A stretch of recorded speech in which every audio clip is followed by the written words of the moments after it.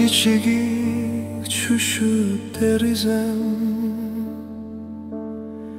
oylarım uçup yetti balilik kezim. Aldırap kar yüzüde basmak izim, tünlerde uykunu unutkan közüm. Tunci kar ihtiyarsız yine karattın, ekeldim o kütken heviri yurtnın. Koyup ket cahanğa şu aklığın, bolsa insan diliga yine paklığın, diliga yine paklığın.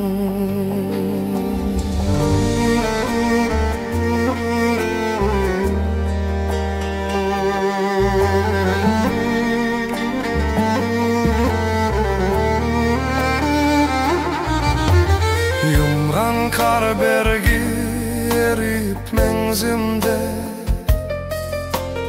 yaşlı eslimisi yandı kalbimde. Yar bilen yürgen karlık keçide, izlerimiz bir bolgan karnın yüzüde. Tunci kar ihtiyarsız yine karattın, ekeldim o kütken heviri yurtnın. Koyup ket cahanğa şu aklığın,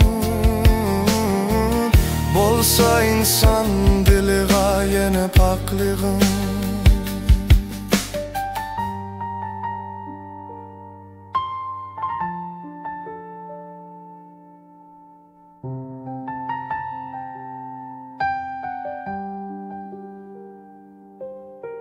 Kar uçkunu lerzan konup beşim, köpeytti tehmu aklir çeçim. Kilerin ulişi başsimu yeşim, teşnalığım okşaş hem kalbim. Tunci kar ihtiyarsız yine karattın, ekeldim o kütken heviri yurtnın. Koyup ket cahanğa şu aklığın, bolsa insan diliga yine paklığın.